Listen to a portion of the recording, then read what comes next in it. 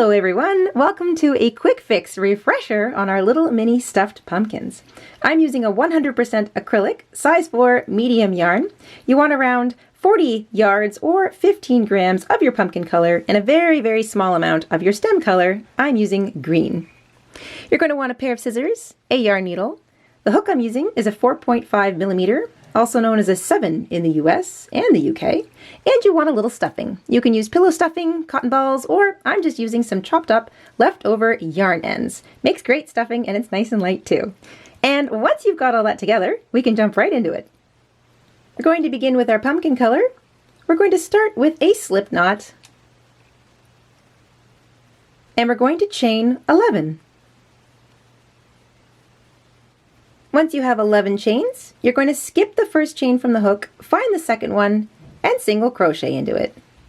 You're going to single crochet into each of those chains all the way back, and you'll have 10 stitches at the end of row 1. At the end of every row, you're going to chain 1 and turn. And for the rest of our little pumpkin, we're only going to use the back loops only. The back loop is always the loop of the stitch that's furthest away from you. So you can see both the loops that run across the top of a stitch. The back loop is the one that's furthest from you. So we're going to single crochet now into every single stitch across, but only using the back loops. So you slip your hook underneath that back loop, the loop furthest away from you, and you single crochet as normal. We're going to single crochet in every single back loop all the way across. You'll still have 10 stitches.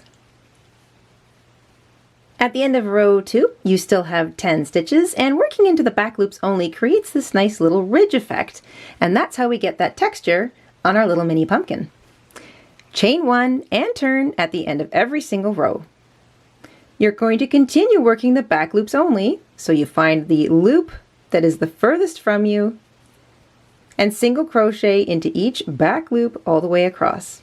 You're going to repeat this little pattern of single crochet into the back loop of each stitch all the way across. You'll have 10 stitches at the end of every row, chain 1 and turn at the end of every row, and continue until you have 22 rows in total of this nice little single crochet rib stitch. Once you've completed 22 rows of single crochet in the back loops only, you'll have a piece of fabric that looks something like this. You're going to chain 1, but we're not going to turn. Instead, we're going to bring both of our short ends together, and still using the back loops of your last row, you're going to work a slip stitch through the back loop of the last row and the corresponding chain of the foundation chain row. Slip stitch through that set of stitches, and this is how we're going to seam up the edge of our pumpkin.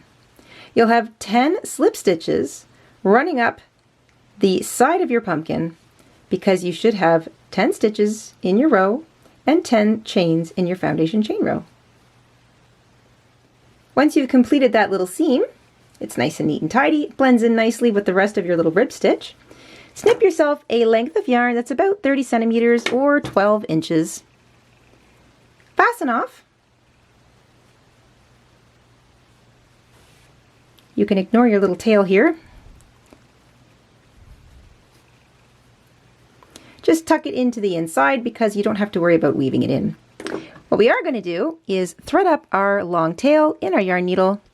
And we want to cinch shut the bottom of our pumpkin.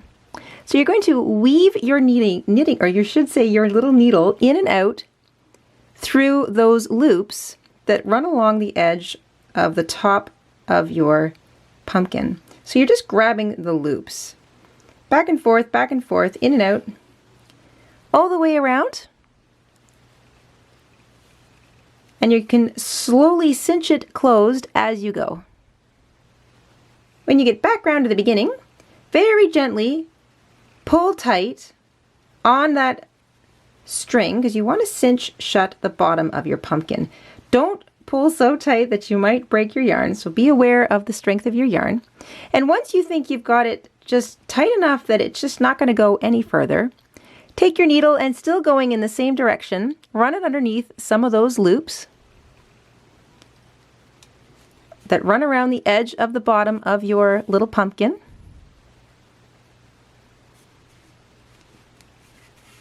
and continue to pull tight.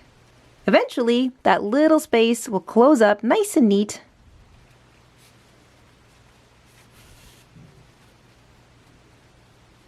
There we go. And once it's all tight, bring your needle through to the inside of your little pumpkin. Take both those ends, tie them together.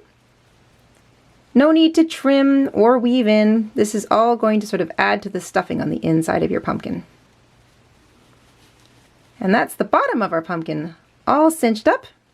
Now we can grab our green yarn or whatever color you're using for your stem, and we're going to start on the top.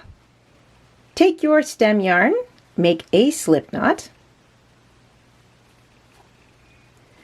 Pick up your little pumpkin and try and find your seam. If you can't, that's good. It means that your seam is so good you can't really tell it from the rest of your pumpkin. Slip your hook in underneath a loop that runs along the top edge of your pumpkin. Yarn over and pull up a loop through that little edge stitch there. You'll have the slip knot that you made and that loop on your hook. Pick up a loop in the edge right next to it. So somewhere next to it, grab the top loop of a stitch that runs along the edge of your pumpkin. Pull up a loop in your green.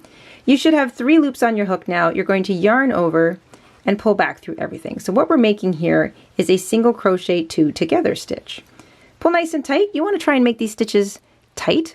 And we're going to single crochet 2 together all the way around the top edge of our pumpkin. And we're just going to do that by picking up the edge loops.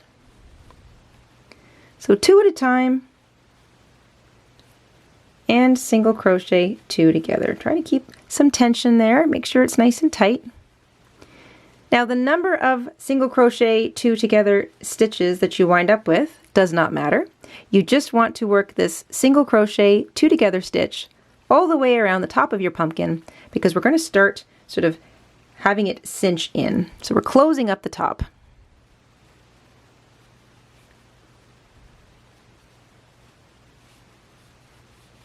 Once you get all the way back around to the beginning, you'll have something that looks like this. So the top edge of your pumpkin is starting to cinch in, and you've got a nice even green color, or whatever stem color you're using, all the way around the top. Pull up on that loop now, grab your stuffing. You want to stuff your pumpkin. You don't want to stuff it too much. You want to be able to sort of squish it into a little gourd shape.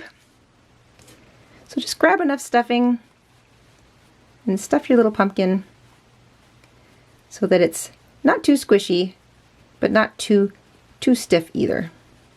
Once you've got enough stuffing in your little pumpkin that it's got a nice little shape, you can put your hook back in your working loop. And we're going to continue to single crochet 2 stitches together all the way around. So again, your stitch count here doesn't matter. You're just closing in your pumpkin top for 1 more row. So single crochet 2 stitches together all the way around for row 2 of your stem. It's a bit of a smaller, tighter area, so take your time and try to keep those stitches nice and tight. Once you've worked single crochet 2 together all the way around a second time, we're going to work 2 rows now of just single crochet. So it's not going to get any smaller, but it doesn't necessarily make it any easier because we are working in a small space. So get a grip on your pumpkin any way you can and just slowly work your way around. Again, stitch count here doesn't matter.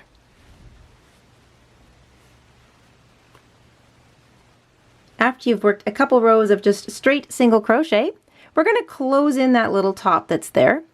And what we're going to do is just slip stitch around the post. So stick your hook in the stitch next to it, or next to where you've just finished, like you were going to single crochet again, but bring it back out through the other one. So what you're doing is you're slipping it underneath that single crochet, and you're just going to slip stitch around that post. Find another single crochet. It can be right next to it. It can be 1 or 2 over. Doesn't matter. Wherever you find it. There we go. And slip stitch. So we're going to create a very sort of natural looking top edge to our little pumpkin stem, and we're closing in the top at the same time. You really only need 2 slip stitches there. Snip yourself some yarn,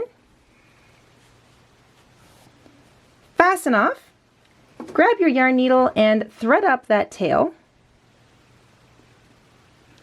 We're going to take our yarn, put our needle in through our stem and bring it out at the bottom edge of that green row that we started. Doesn't matter where.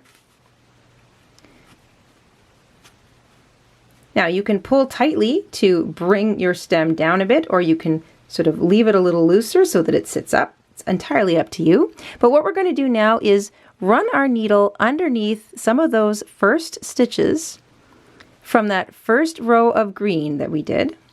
And we're going to just very gently cinch tightly that row just to bring in the top of that green section a little bit more. So just run your needle underneath some of those green stitches from the first row of green, and we'll cinch up the top of our pumpkin a little bit more.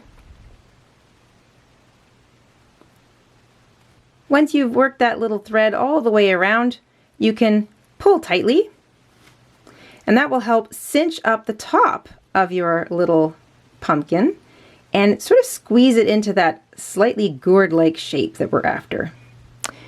Make yourself a tiny little knot. So just make a small knot at the edge of your little stem. Make it as tiny, as tight as possible. And then you can just pull that tail into the body of your little pumpkin. And then wiggle your needle back and forth a few times until you've fully pulled that little tail into the body of your pumpkin. And there you go. One adorable little mini pumpkin. I hope you enjoyed that little quick fix refresher on our little pumpkin pattern. And we will see you here soon on the Jayda and Stitches show. Until then, stay safe, stay crafty, and have an awesome week. Bye, everybody. Hi, everybody. Mr. and Stitches here. Thank you for watching today. Here are some of our other videos you might be interested in. Oh, and don't forget to subscribe.